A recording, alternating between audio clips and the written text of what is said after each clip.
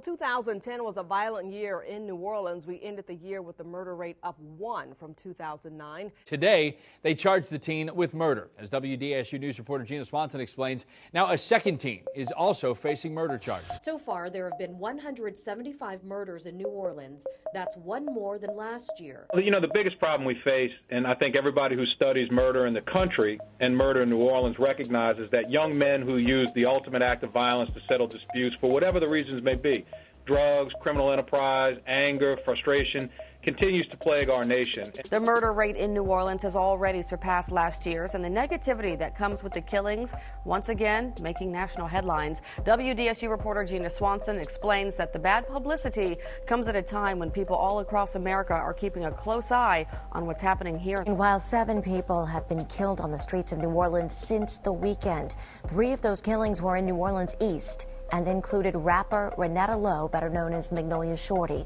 Her death prompted outcry on radio stations and social media. There was also shootings in the 7th Ward.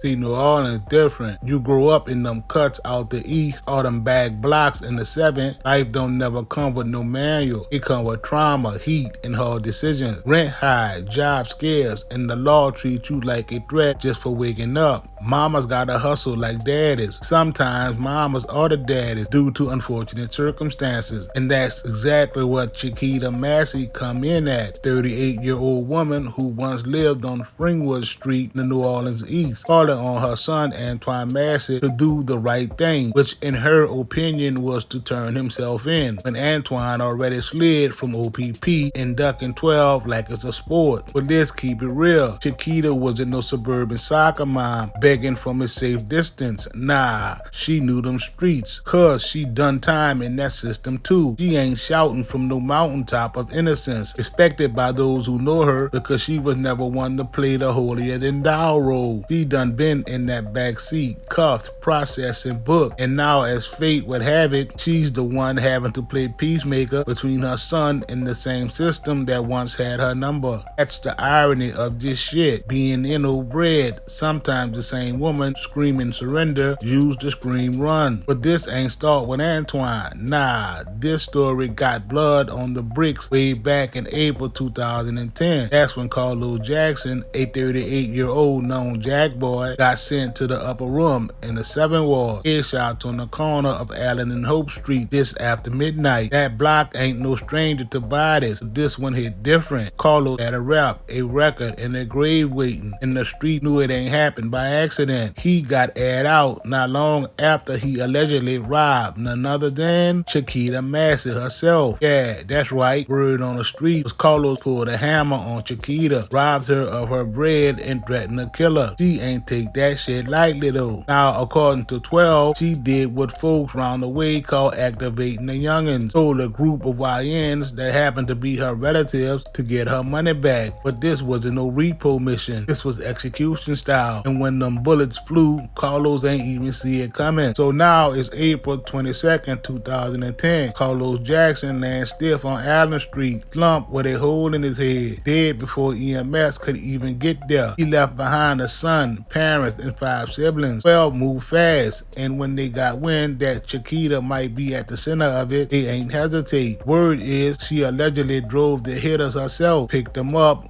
whipped through the east, and slid downtown to the 7th Ward, corner of Allen and Hope Street, right there by Hardin Park. According to 12, her statement was, when the boys spotted Carlos, they popped the trunk and grabbed 2 cutters and a handgun. Then they walked up behind Carlos and lit him up. After the hit, she allegedly drove him back home like it was just another school run. Them streets got eyes. Somebody seen her in a rust-colored Suburban leaving the scene. Then came the tip. Anonymous but specific. Said Chakita was planning to slide to Texas. That was enough for 12. They hit her house, cuffed her, took her downtown, and got her full version of the story. At 1:27 a.m. that Wednesday, Chakita Massie was booked and bonded at $300,000, charged as a principal to second-degree murder. And that's when the dominoes started falling. Now, once Chakita got snatched up, them NOPD homicide boys kept pressing. She allegedly done already confessed to telling at least 3 3 young dudes what Carlos did to her. She ain't name them all though, but she laid down enough breadcrumbs for 12 to eat. And soon as they heard that, they started knocking on doors. That's when Bryson and Blaine McDonald's names jumped out the shadows. April 30th, 2010, 2 brothers, 2 mugshots, 1 murder charge. Bryson 20 and Blaine just 18. By Friday morning, both them boys was booked with 2nd-degree murder, same as Chakita. Bryson got snatched first around 11 p.m. that Thursday by the NOPD Special Ops Division. Then just a couple of hours later, Blaine's own daddy drove him down to headquarters to surrender. Ain't even wait for no knock at the door. Just threw his son's hands up and said, "Here go my son." He had no need to run or hide. Pops wasn't rolling over that easy. See, Donald White, he the daddy, said loud and clear that Chakita lying. Said she trying to cut a deal, throw his boys under the jail just to get a lighter sentence for herself. And you could tell he meant that from the soul. He told 12 both his sons was at home that night, right there on Wave Drive at his crib in the New Orleans East. See, Blaine, he was just a senior at McMahon High School, football player, straight laced. That boy was at his friend's house printing out a term paper when them people came looking, talking about college apps and graduation, not murder missions. Bryson, he already had a little name out here, not for killing, but for fixing cars and cutting grass. It make down a 35 graduate, trying to keep his hustle clean after ducking a case that damn near stuck 2 years before. See, back in 2008, Bryson was tied to that infamous Endymion Parade shooting on Canal and Baronne. That night was chaos, crowd packed wall to wall. Then boom, gunfire broke out, 5 folks hit, including 2 tourists. Bryson and another youngin got spotted running, and the crowd pointed them out. 12 bagged them,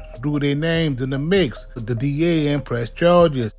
As you know, lots of people gather and are excited for both of these parades on the Uptown Parade route. So certainly it was a startling scene for many people to see. The last time there was a fatal accident back in 2008, the crew of Endymion. Eva Landrum, she was acting DA back then, said the whole thing fell apart because nobody would talk and evidence was weak. In other words, we think it's you, but we can't prove it. So that boy walked. That parade case stayed stuck to his name like gum on a sneaker. So when his name came up in this Carlo Jackson hit, folks was quick to believe he did it, even with no hard proof, no facts at all, just blindly saying that boy did it. And let's not act like Carlos was some innocent saint either. Dude was deep in the street. Court records show he caught 15 years for armed robbery in 1992. He was what they call a jack boy, robbing other robbers. Ain't no sympathy when them types get got, but the law still gotta prosecute whoever made it happen, because always remember, he has a family and loved ones too. So now we got Chakita behind bars saying she only wanted her money back. 12 saying she told some dudes about how she got jacked. They acted on it and she drove the car, but she swore she ain't know they was gonna kill Carlos. She said she just wanted answers, maybe her paper back, but 12 wasn't buying that. Nah, they called it what it was in their eyes, a setup with a getaway driver. And just like that, the street started whispering again. Folks started asking, did Chakita really lie on her cousins or did they lie on her?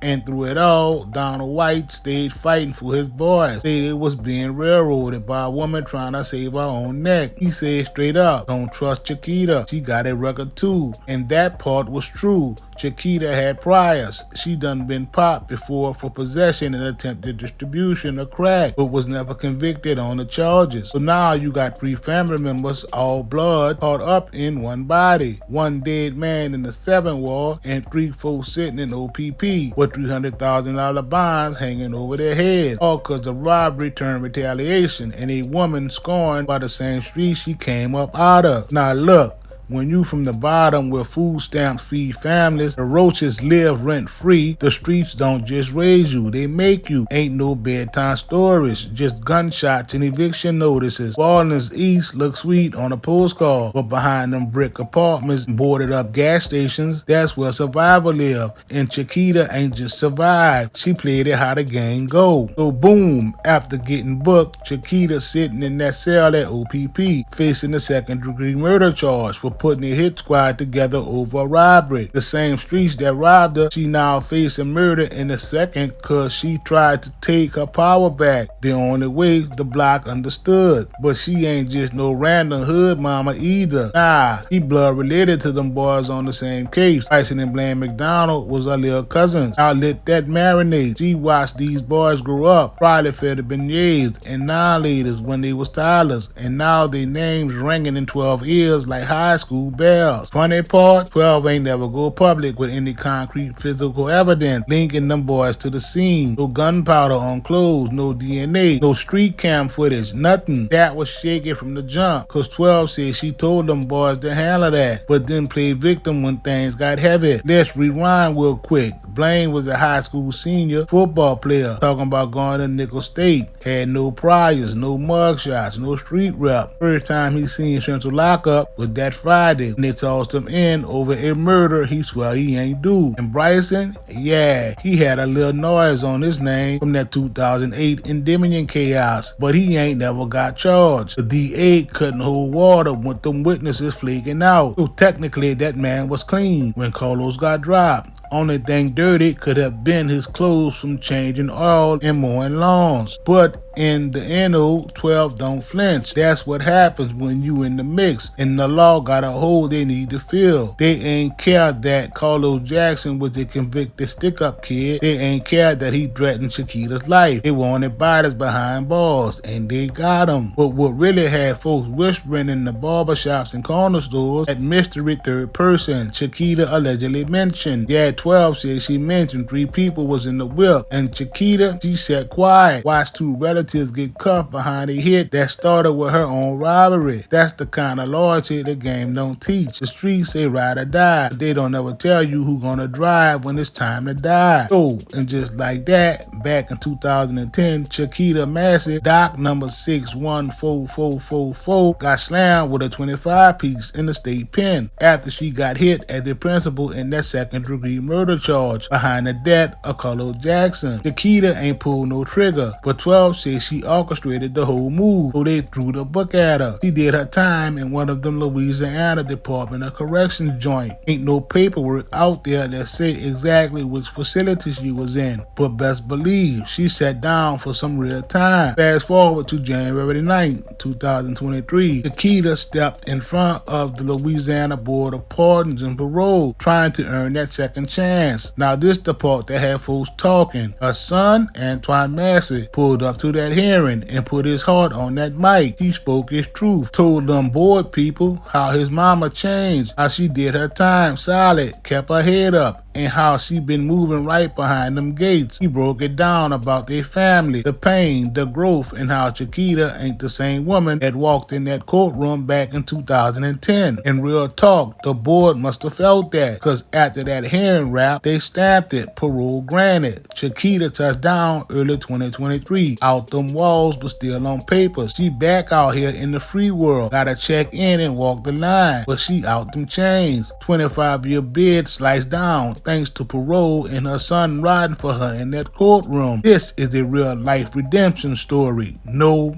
cap.